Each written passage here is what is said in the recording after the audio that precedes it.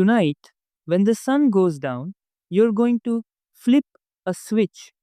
Light will flood the room and you won't think twice about it. But for 99.9% of human history, that switch didn't exist. When the sun set, the world went dark. You couldn't even see your own hand in front of your face. But modern humans almost never experience this. For over 300,000 years, every single one of your ancestors spent roughly half their life in near total darkness. They didn't even have candles for most of that time. Just the black sky, the stars, and whatever fire they could keep alive. So, what did they actually do for all those hours? The answer changes everything we think we know about sleep, storytelling, and what it means to be human. Let's start with fire, because fire is the reason any of this was possible. The earliest solid evidence of humans controlling fire comes from Wonderwerk Cave in South Africa roughly 1 million years ago. But fire didn't just keep people warm. Fire completely restructured the human day.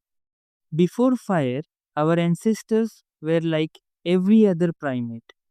When the sun went down, you climbed a tree or found a sheltered spot and you stayed still. Moving at night meant becoming food. Our eyes are terrible in the dark compared to the predators that hunted us. Leopards, hyenas, wolves, all of them could see just fine. Fire changed that equation overnight. Literally, a campfire creates a circle of safety roughly 30 feet in diameter. Inside that circle, predators won't come. Outside that circle, you die. This is not an exaggeration. Anthropologists studying modern hunter gatherer groups have documented that people who wander away from the fire at night are significantly more likely to be killed by predators.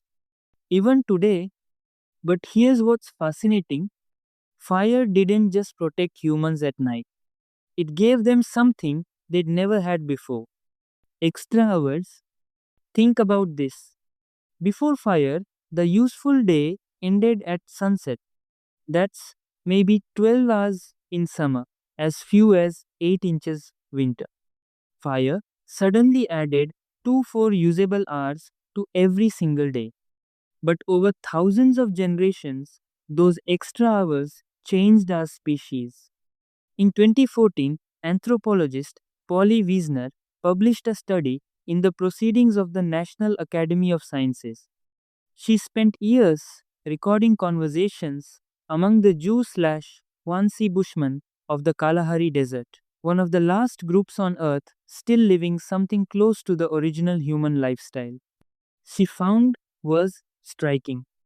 During the day, about 80% of conversations were practical. Who's hunting where? Which plants are ready? Plants, logistics, economic negotiations. Daytime talk was work, but at night around the fire, the entire character of conversation changed.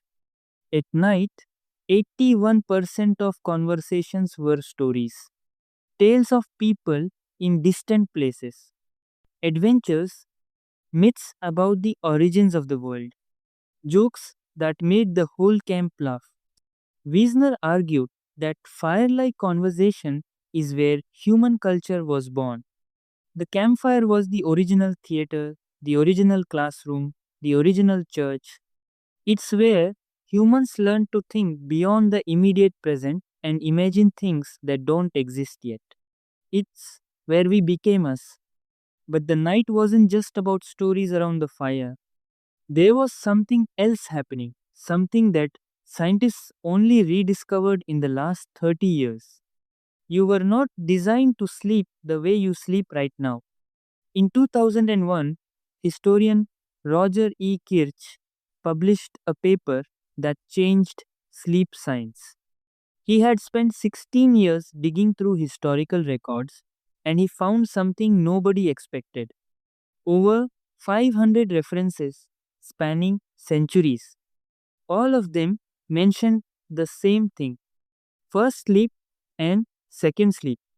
Before the industrial age, people did not sleep in one continuous block. They went to bed shortly after sunset, slept for about 4 hours, then woke up. They stayed awake for 1 to 2 hours in the middle of the night. Then they went back to sleep for another 4 hours until dawn. This wasn't insomnia. This was normal. This was how every human on the planet slept for thousands of years. And what did people do during that wakeful period in the middle of the night? Everything. People visited neighbors. They interpreted their dreams while they were still fresh. They wrote. They simply lay in bed in the dark and thought. A doctor's manual from the 1500s advised patients that the best time to study and reflect was during the watch. The quiet hours between first and second sleep, when the mind was calm and the world was still. Then science confirmed what history had been saying all along. In 1992, psychiatrist Thomas Ware at the National Institute of Mental Health ran an experiment. He removed all artificial light from people's lives. Within weeks, every single participant settled into the same pattern: 4 hours of sleep, 1 to 3 hours of quiet wakefulness, then 4 more hours of sleep. Nobody told them to do this. They just did it, as if some ancient program had been waiting inside them the whole time. Their brains were producing elevated levels of prolactin, the same hormone released during meditation and after orgasm. They described feeling peaceful, reflective, almost meditative. It wasn't just a gap in sleep, it was its own distinct state of consciousness, one that most modern humans have never experienced. So, what killed it? Light, street lamps, candles, gas lamps. Then in 1879, Thomas Edison commercialized the electric light bulb.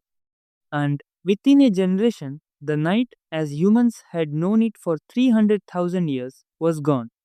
We flooded it with light, and we thought that was progress. But here's what we lost.